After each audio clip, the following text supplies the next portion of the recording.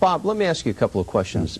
Before you started the water regimen, what was your weight? What was your physical condition? Did you smoke? Did you, use caffeine? And it sounds like I'm asking you questions if you're running for political office. But I ask that because, I see you here today. I've never met you before today, and you look to be very, very good physical condition. But I'm curious as to what it was before. Bad day for me is when I feel good. But I was never been in really bad health. I did have a bad back, which I got rid of thanks to the WaterCure. But I never drank coffee or tea, occasional soda. Never drank enough water. But what a difference. I got totally rid of allergies in a matter of days. Energy went through the roof. It affected my whole sense of well-being. Your mind gets sharper, everything. So while I never had any real major problems, definite improvements. All right, we're going to head back to the phones. Leona is with us in Kingston. Leona? If not, we're going to move on then to Charles, who joins us from Wilkes-Barre. Charles, go ahead. I'm wondering about the power of suggestion here, Dr. Brown. If you tell someone something long enough, it seems that eventually they're going to believe it. I'm just wondering what your opinion is on the effect of the psychosomatic element in what Dr. Batman-Gelich is proposing. Well, I think I alluded to that, and that's a component that needs to be sorted out by using a controlled trial with placebos and in a blinded fashion, so that you can look at people who are getting the intervention and another group who think they're getting the intervention but aren't getting the intervention. And if the two groups have the same response, then in fact it was a suggestion of the intervention and not the intervention per se. And that's why I plead for doing controlled trials that are double-blinded and use a placebo arm. Now, Bob mentioned about how the fact that he sought help from his back and found it in the WaterCure.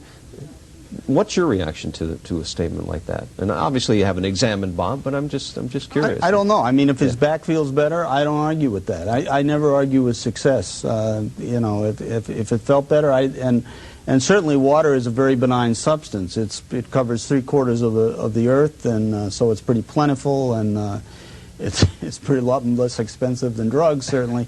And if it helps people, then I guess that's fine. I just have to, again, I'd like to see.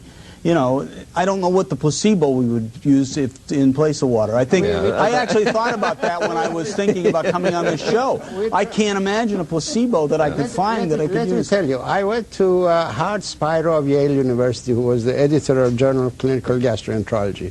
I even paid from the Foundation for the Simple in Medicine $10,000 for a protocol.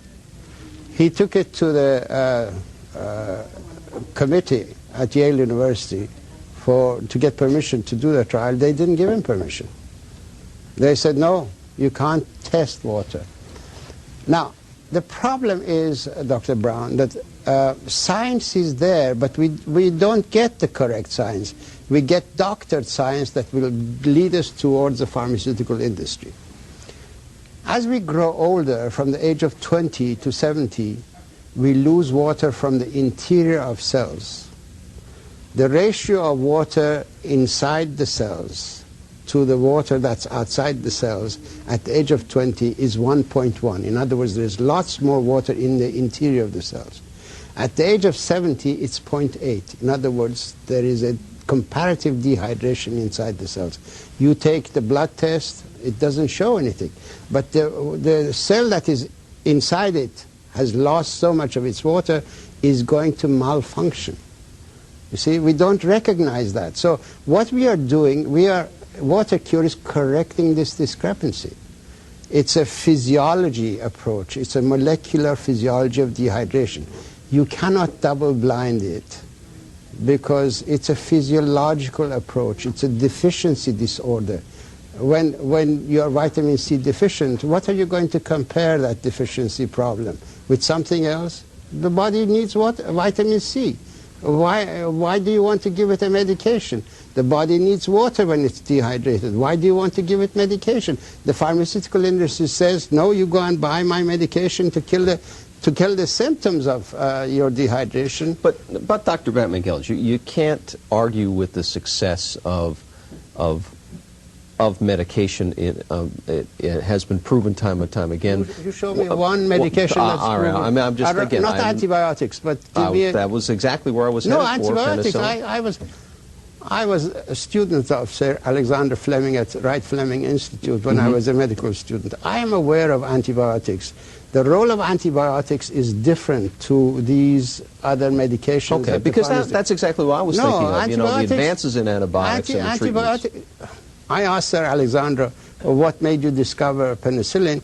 He said that we had a lot of people were dying post-operation, and we needed something urgently to find to stop the bacteria from killing people.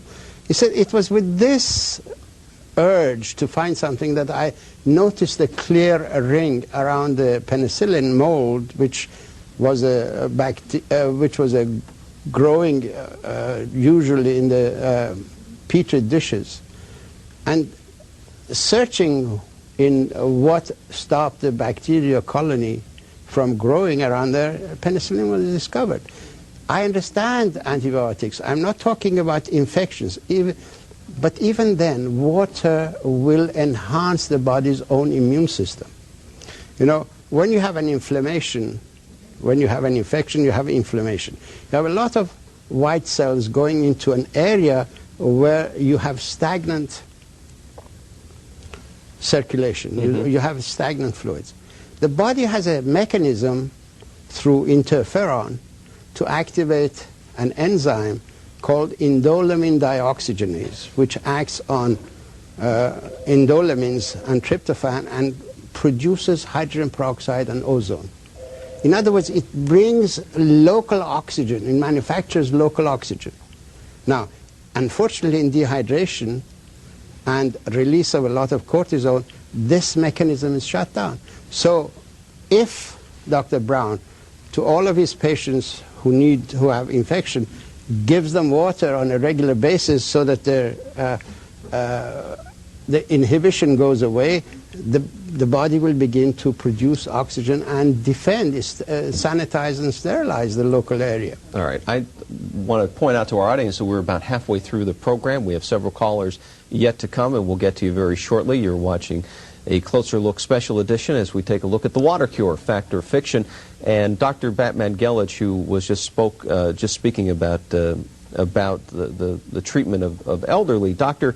Brown, I'm going to ask this question first and then come back to Dr. Batman-Gellage. I, in doing research for this program, spoke with several nutritionists in the past several days, and to a person, they came back and said, as you get older, the 8 glasses a day, could actually be harmful to an elder individual because it may lead to malnourishment, that they would become so full that they would start to lose the appetite, and therefore in turn perhaps fall into to poor health. So is that magic number 8, or does it need to be adjusted according to our age?